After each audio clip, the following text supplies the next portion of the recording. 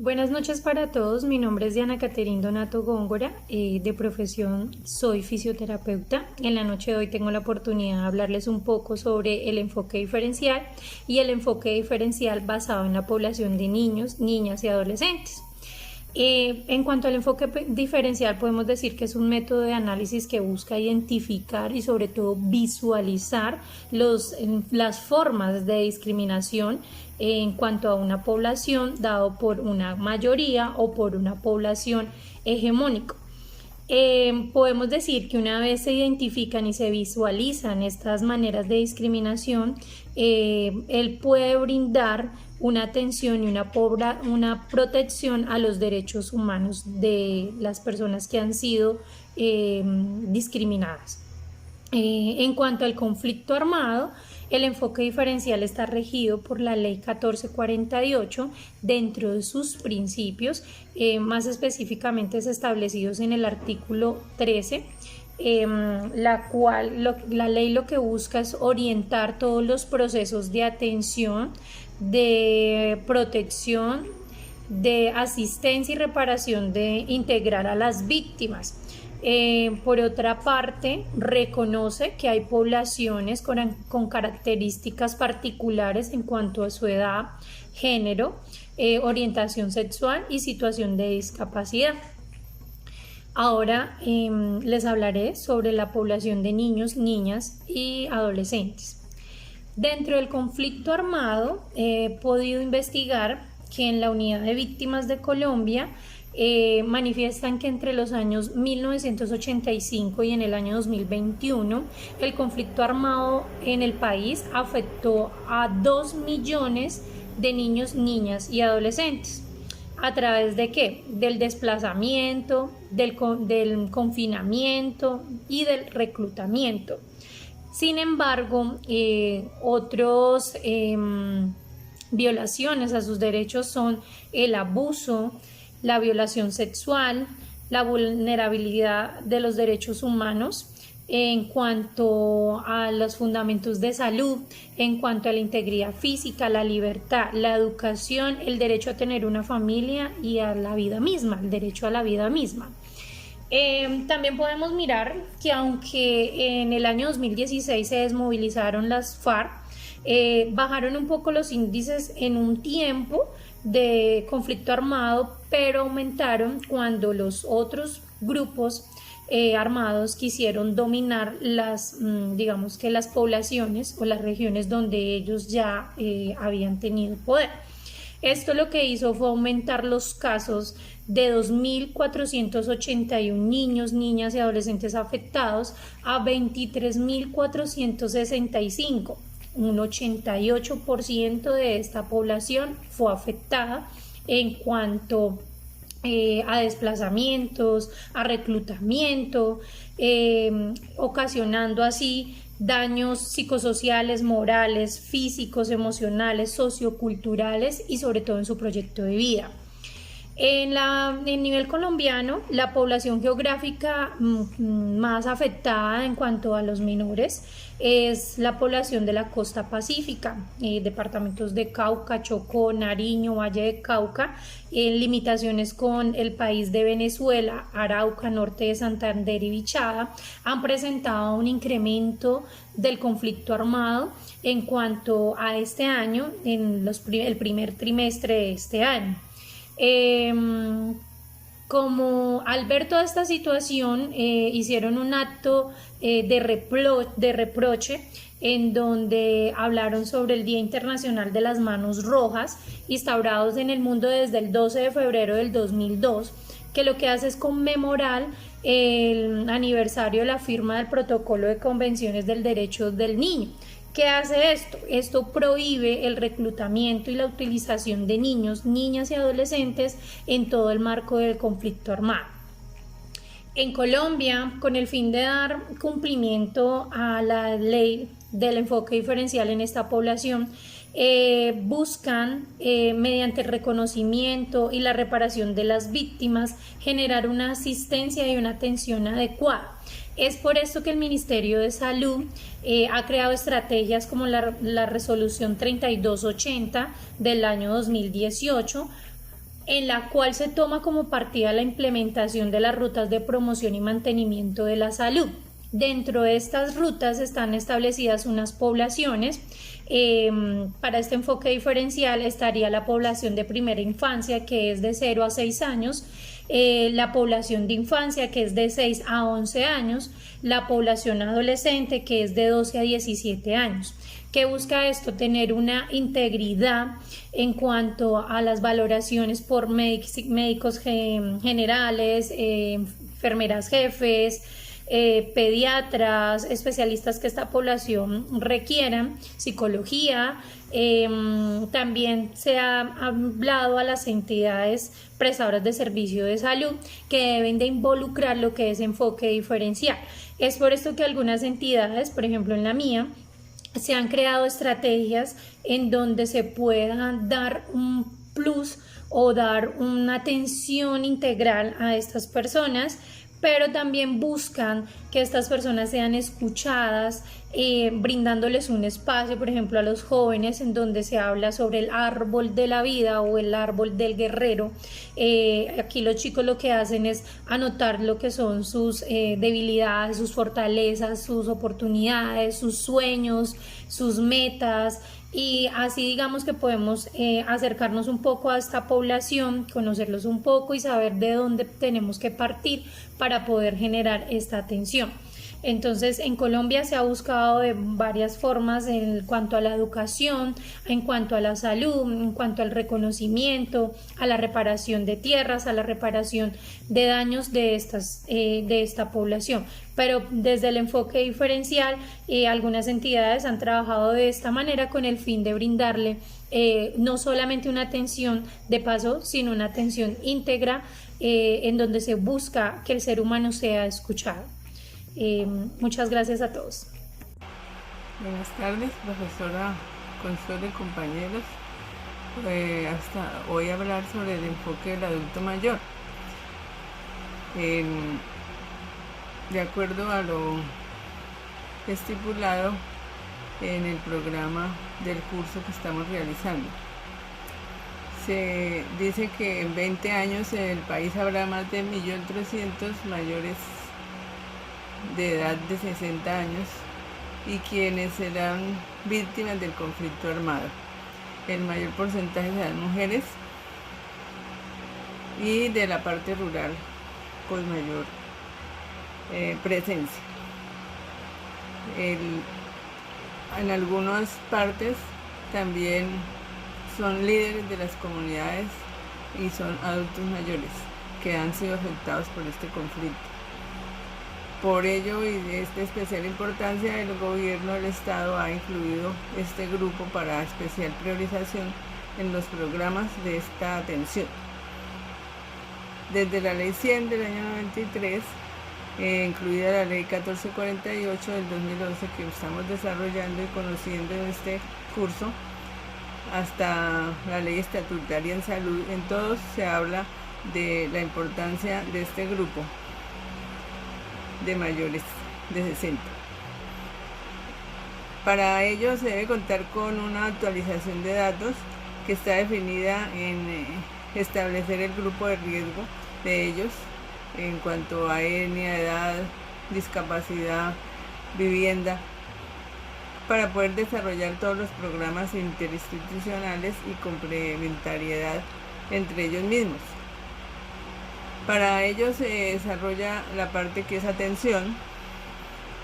La atención es primero que todo en salud, para que cuenten con sitios de atención adecuados, IPS, que tengan su afiliación al salud. Que en la educación haya acceso a cursos de acuerdo a las capacidades y habilidades de cada adulto. Se hagan acciones de promoción y prevención y de rehabilitación. Esto en entidades de salud como con las alcaldías y demás instituciones gubernamentales. Para todo ello se necesita que los centros o IPS estén adecuadamente dotados y que se haga una adecuada adherencia a estos programas de esta población. En asistencia, pues la afiliación, como decía, en salud, pues debe ser a sus EPS y que sea eso de forma gratuita. que se les hagan exámenes, atenciones en nutrición, en psicología, por el médico, y se sigan los programas de crónicos, ya que muchos de ellos pertenecen a este grupo también de enfermedades crónicas, y cuenten con todo el plan de rehabilitación. En la educación, que se haga un diagnóstico de las habilidades de cada persona, cada grupo, para brindar cursos de formación para que continúen su proyecto de vida, si fuera el caso. Por otro lado, apoyar la reunificación familiar, que les daría mucho apoyo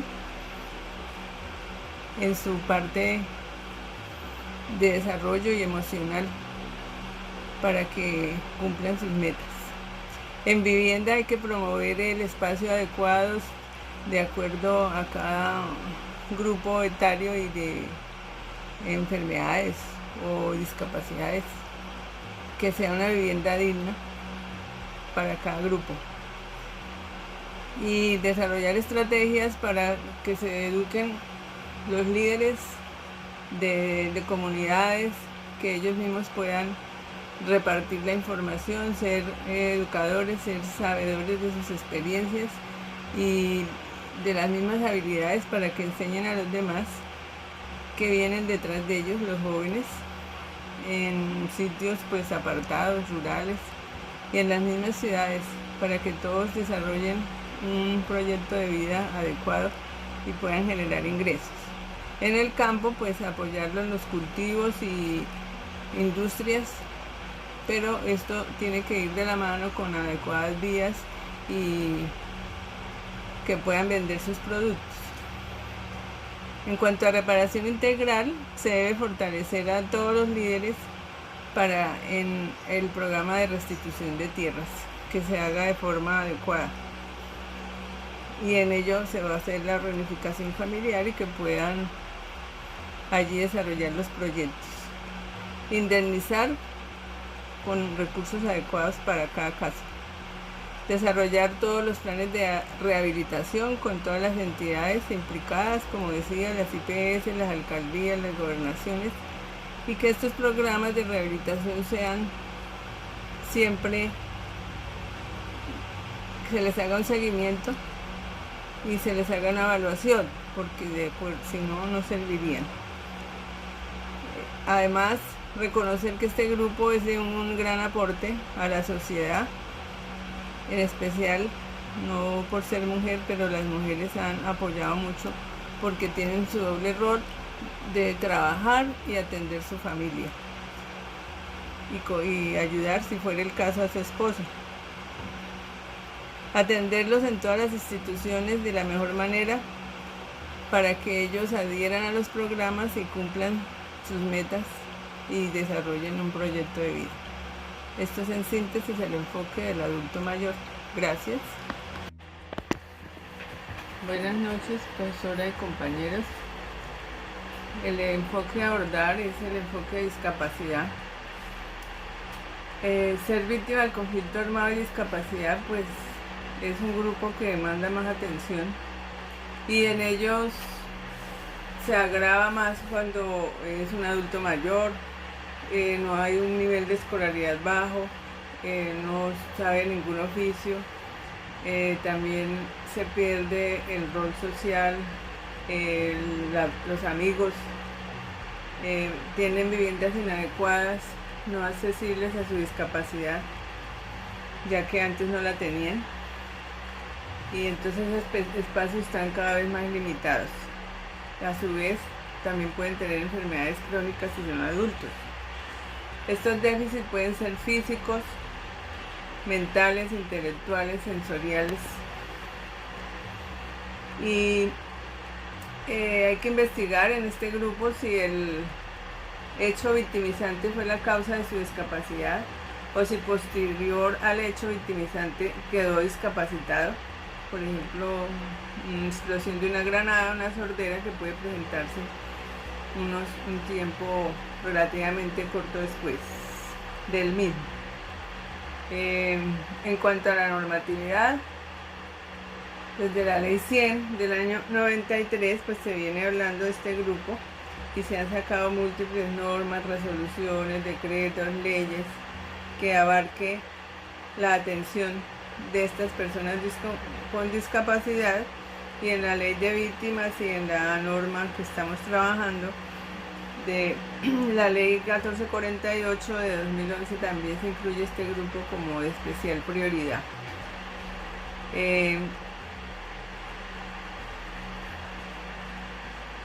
Es de tener en cuenta que esta discapacidad afecta a todo, como decía, la educación, la salud, el trabajo, la participación en sus grupos que venían antes del hecho. En las mujeres de pronto hay más discapacidad por determinados hechos, y si ya la presentaba y es sometida a hechos victimizantes como la violencia sexual, el maltrato intrafamiliar, el maltrato en el trabajo o ausencia de trabajo, pues esta discapacidad se agrava. En niños y niñas adolescentes pues va a haber barreras para todo, o existen barreras que debemos tratar de solventarlas a través de todos estos programas. En el adulto mayor, con razón a su discapacidad, se ven lo que les comentaba inicialmente. Entonces, ¿qué hay que hacer? Hay que trabajar interinstitucionalmente para este grupo, priorizarlo. ¿Y qué se debe priorizar en ellos? Primero debemos tener una información fidedigna. Esta información está basada en el registro único de localización y cartelización, que es el registro único de discapacidad que también sacó el ministerio y por medio del cual se hicieron otros cursos para aprender a diligenciar un formulario único que existe en el país. Y esto es donde se encuentran todos los ítems de la persona discapacitada, el tipo de discapacidad y a qué grupo pertenece dentro de esa misma característica. Al igual el registro único de víctimas, en donde van los otros datos que incluyen pues de dónde viene, la edad, cuándo pasó el hecho y todas las demás características. Las instituciones y todo deben adecuar la parte de movilidad, los espacios, la vivienda, los espacios públicos para todo este grupo de personas con discapacidad. Deben tener gente que haga, por ejemplo, los sordos, que les ayuden a interpretar su lenguaje para que puedan acceder a educación, a trabajo. Igualmente se les debe informar cuál es la ruta de atención que ellos tienen y que tienen derecho, como son en las IPS, en las instituciones públicas, para que reciban los apoyos de rehabilitación, de psicología y nutrición, y hacer un seguimiento permanente por estas entidades para que estas personas no se pierdan del proceso. Entonces, en salud hay que hacerles fomentar la salud, disminuir el daño, actuar para que no se aumente el daño, hacer acciones de promoción y prevención, buena comunicación con estas personas. Acción sin daño es no revictimizarlos, pobrecitos, mencionar esas cosas para que ellos se sientan mejores atendidos. Y hay que darle continuidad a toda esta atención en salud. En educación hay que incluir, hay que hacer los accesos a ellos a las instituciones de educación, hay que tener los profesores y docentes adecuados, las personas que hagan el lenguaje de señas para los sordos, las personas de los ciegos que puedan también contar con su acompañante, y grupos interinstitucionales de apoyo para que hagan estas mismas enseñanzas o cursos a este grupo de personas.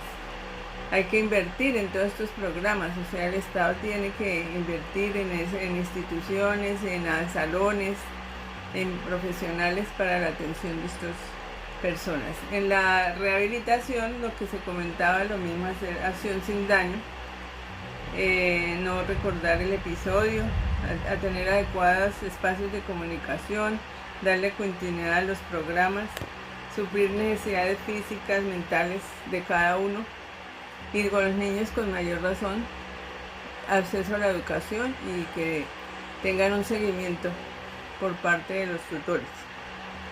En restitución, también fomentar el empleo y de acuerdo a sus capacidades para que ellos puedan generar ingresos, formarlos para el empleo y trabajar en conjunto con todas las instituciones para que estas personas se incluyan en todos los programas, las empresas también los incluyan y no sean víctimas de aislamiento, o sea, revictimizar parte de su conflicto, de su discapacidad, sufrirían un aislamiento si las empresas o las instituciones no les colaboran para desarrollar un proyecto de vida de acuerdo a sus habilidades. Esto es en síntesis lo del grupo de discapacidad. Muchas gracias. Buenas tardes, mi nombre es Diana Jiménez y en el día de hoy vamos a hablar sobre el enfoque de orientación sexual e identidad de género. Las víctimas del conflicto armado con orientación sexual e identidad de género, como la comunidad LGBTI, pueden ser gays, lesbianas, trans, etc., han sufrido discriminación, estigmatización, persecución, violencia y hasta la muerte. Adicionalmente, la homofobia, la transfobia arriesgada en nuestra sociedad hace aún más grave y recurrente la discriminación, perjudicando aún más a esta población o comunidad. En estudios realizados se pudo identificar problemas que impiden goce efectivos de derechos de estas personas con orientación sexual e identidad de género víctimas del conflicto armado.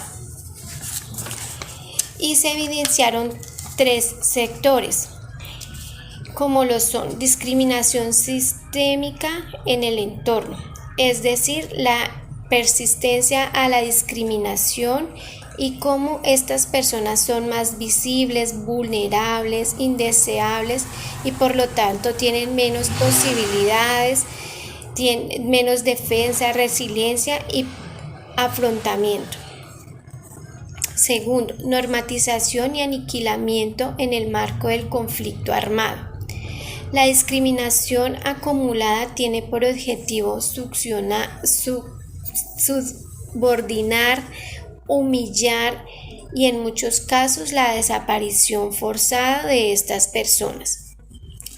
Tercero, violencia institucional. Barrera o acción dañosa por parte de servidores contra esta comunidad.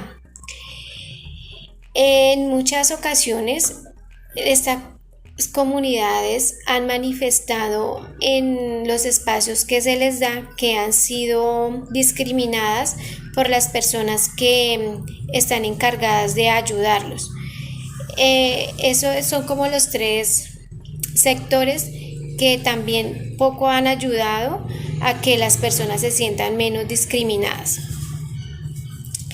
En el año 2012 al 2016 comenzaron a identificar a esta población víctimas del conflicto armado por medio de un formulario único de declaración y plan de atención a discriminadas por las personas que están encargadas de ayudarlos. Esos son como los 3 sectores que también poco han ayudado a que las personas se sientan menos discriminadas. En el año 2012 al 2016 comenzaron a identificar a esta población víctimas del conflicto armado por medio de un formulario único de declaración y plan de atención, asistencia y reparación integral a estas víctimas, pudiendo encontrar a más de 1.818 personas que se inscribieron y que habían sido víctimas del conflicto armado. Por medio de este formulario se identificaron y así pudieron recibir ayudas que necesitaban en ese momento. La Corte Constitucional de Colombia, en materia de derechos humanos, ha tenido avances significativos y reconociendo que estas víctimas han sido muy vulnerables. Por medio de la Corte se les ha brindado garantías de los derechos para las garantías y derechos de esta población. Desde 1993 a la fecha han realizado sentencias, tutelas, con el fin de ayudar, aliviar y sanar los problemas y haciéndoles valer sus derechos que tiene esta población. También el derecho internacional ha prohibido la discriminación, por tanto las personas con identidad de género cuentan con el apoyo internacional y nacional que promueve, protege y garantiza los derechos de esta población. Es decir, que ya estas comunidades cuentan con el apoyo de la Corte Constitucional e Internacional, que ya no están desamparadas y haciéndoles valer sus derechos que tiene esta población. También el derecho internacional ha prohibido la discriminación, por tanto las personas con identidad de género cuentan con el apoyo internacional y nacional que promueve, protege y garantiza los derechos de esta población. Es decir, que ya estas comunidades cuentan con el apoyo de la Corte Constitucional e Internacional, que ya no están desamparadas y que cuando sean víctimas del conflicto armado pueden llenar el formulario mencionado anteriormente para que puedan recibir las ayudas que requieran en el momento. Nosotros como trabajadores de la salud y estudiantes de este curso de víctimas de atención a víctimas del conflicto armado, tenemos que tener siempre presente, tener una actitud libre de prejuicios, no juzgar, no criticar, no revictimizar a la persona, garantizar siempre respeto, calidad humana, utilizar siempre un lenguaje incluyente, que nos entiendan, que no se sientan estas personas más victimizadas, sino que sientan en nosotros que somos un apoyo para ellos.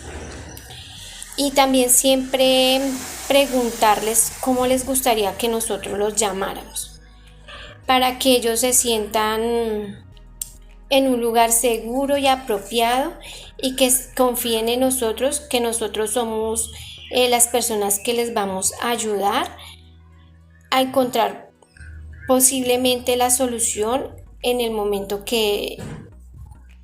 posiblemente la solución para ese problema que en ese momento están presentando. Muchas gracias. Bueno, me presento, yo soy Melissa Falla, soy psicóloga. Les voy a tocar el tema de enfoque diferencial en mujeres, el cual aparece con una sensibilización del tema mostrándonos que el 51% de la población de víctimas del conflicto armado son mujeres.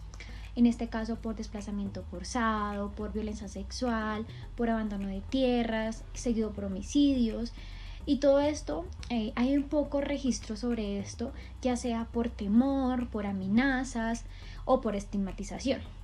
Es ahí donde aparece la ley 1448, que viene a proteger a estas víctimas, en este caso las mujeres, y a las personas que se identifican con el género LGTBIQ+.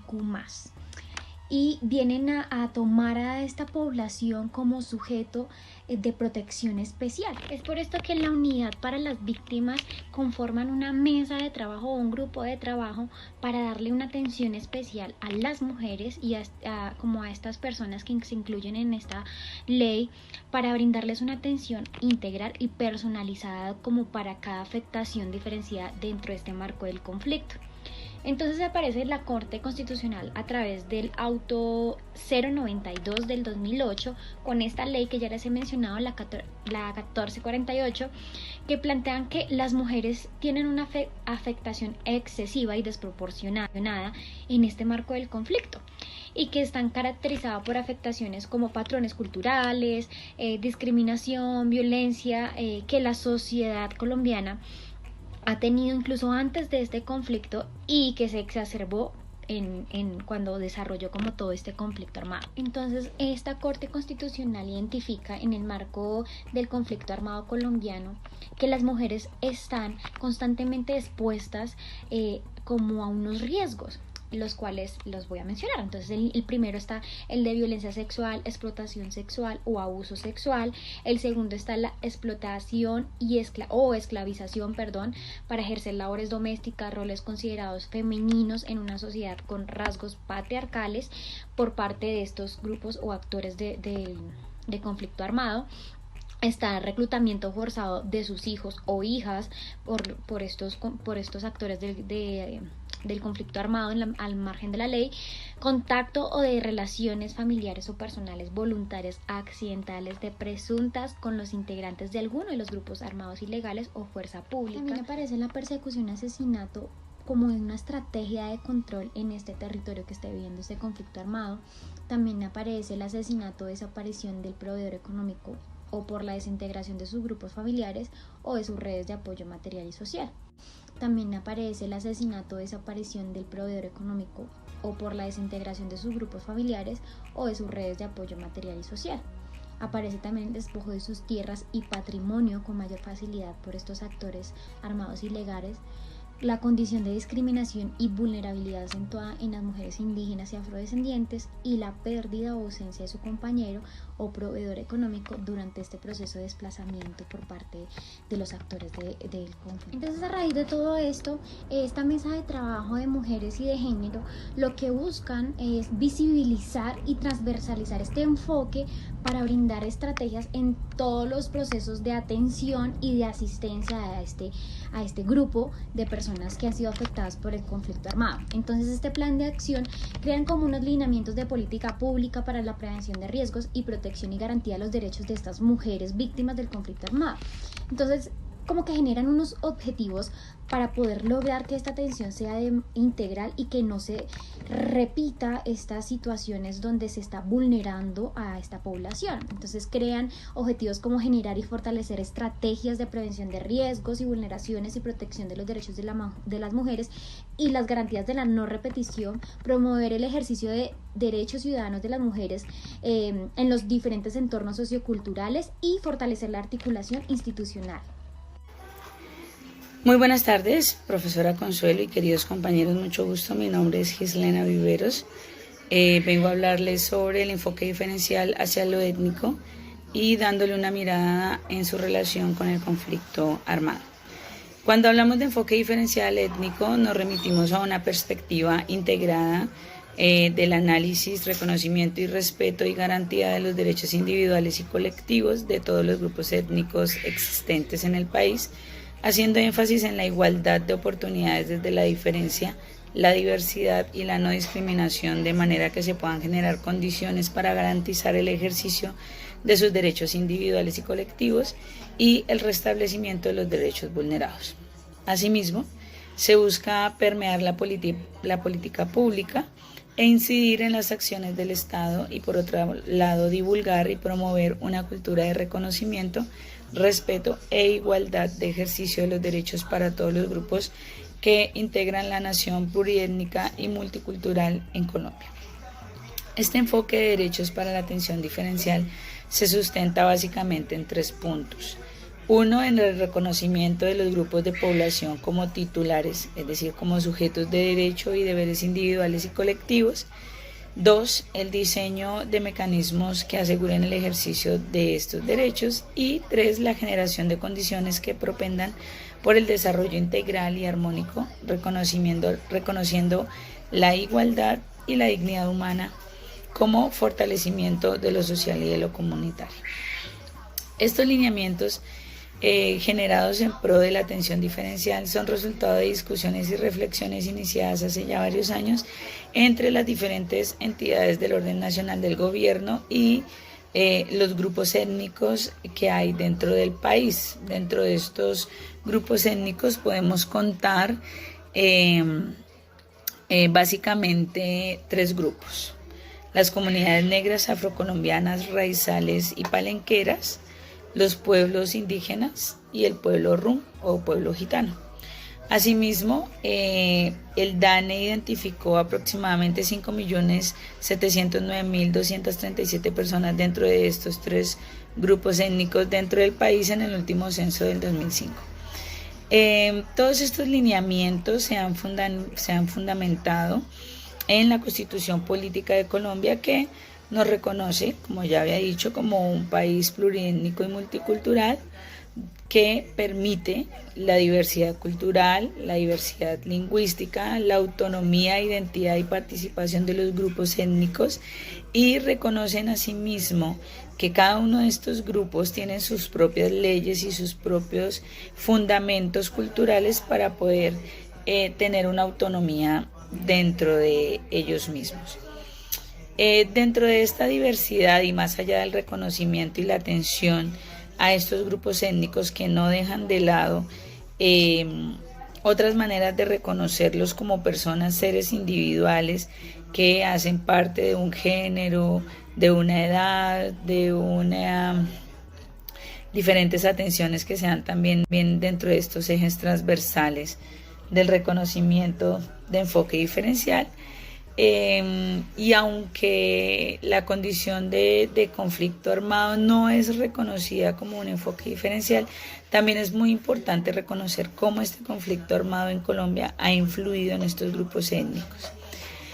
Dentro de un análisis que se hizo en la Comisión de la Verdad, que reconoce en Colombia 115 pueblos indígenas, también identifica que 68 de ellos están en riesgo de exterminio físico y cultural a causa del conflicto armado interno, por diferentes temas económicos, dentro del problema como tal del conflicto armado se han detectado abandono, despojo de tierras, actos terroristas, amenazas, delitos contra la integridad sexual, pérdida de sus bienes inmuebles, secuestro, tortura, vinculación forzada al conflicto armado de sus adolescentes y niños. Y aunque hay muchos de estos casos que tienen un subregistro que dejan de identificarse, hay más o menos reportados 125.000 afectaciones a indígenas en cuanto a desplazamiento, especialmente en la región andina. Aunque estos grupos étnicos abarcan la gran parte de nuestro pueblo colombiano, digamos que hay muchas cosas que aún no se han tocado dentro de los temas de conflicto armado, porque aún viven dentro de esas áreas de conflicto y han tenido algo de temor en la comunicación de todas las cosas que suceden alrededor del conflicto. Hace poco, en una reunión que hubo dentro de la Comisión de la Verdad, hablaban y escuchaban sobre todo este tema y escuchaban las declaraciones que daban los diferentes grupos étnicos al respecto. Hablaban de algo que me pareció supremamente importante, y es que ellos quieren establecer y ayudar a promover una democracia participativa, donde no intervengan las armas, donde se cambie totalmente la cultura de la guerra, la cultura del conflicto, del odio, de la xenofobia, por procesos que tienen que ver con la reconciliación, con la fraternidad, con la solidaridad que permita juntarnos, entendernos en el marco de la reconciliación, para avanzar por la paz. Estas palabras fueron dichas por una líder indígena dentro de esa reunión que hubo en la Comisión de la Verdad. Me parece supremamente importante que analicemos muchísimo más allá de las diferencias que este conflicto armado ha influenciado muchísimo en la pérdida no solo de muchas vidas humanas, sino también de nuestras culturas, de nuestra pluriculturalidad, de la posibilidad de ver desaparecer culturas completas dentro de nuestro país. Muchísimas gracias por atenderme y espero que haya quedado claro.